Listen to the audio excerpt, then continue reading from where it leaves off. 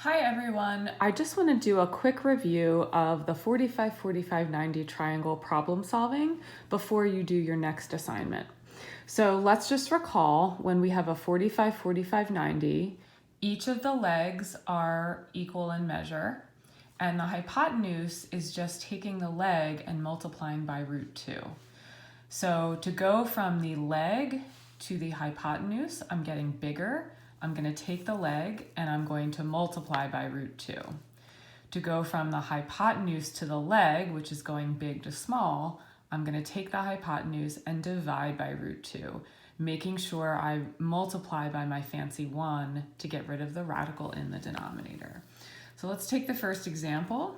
I'm given a leg of 7. I can immediately fill in the other leg, and I can multiply the 7 by the square root of 2 to get the hypotenuse, okay? In the next example, I'm given the leg.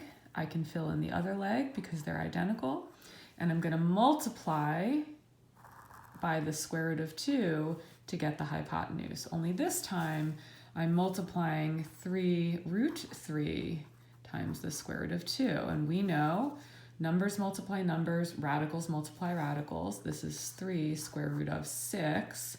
And I can't really simplify the square root of 6, so the hypotenuse is 3 square root of 6.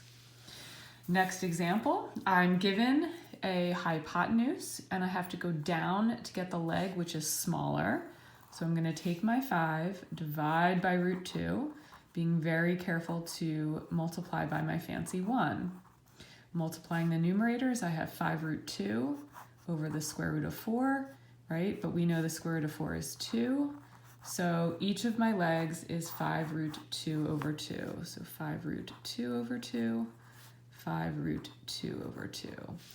Now, same thing here. This is a little more complicated, but the same idea.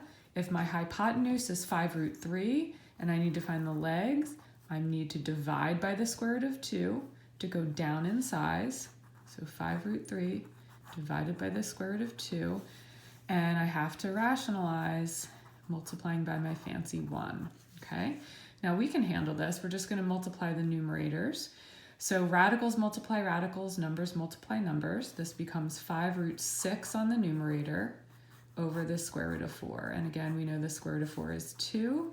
So 5 root 6 over 2, however weird looking, is my answer. And I know each leg is the same. So I encourage you to watch this video as many times as you need to, refer to it anytime you need help, and then complete the assignment that I have assigned on Schoology on Delta Math. Just remember, before you do that assignment, it might be a good idea to write down this information and maybe write down the rules so that you have a guideline for doing the assignment. Okay, good luck, and email me if you have any questions.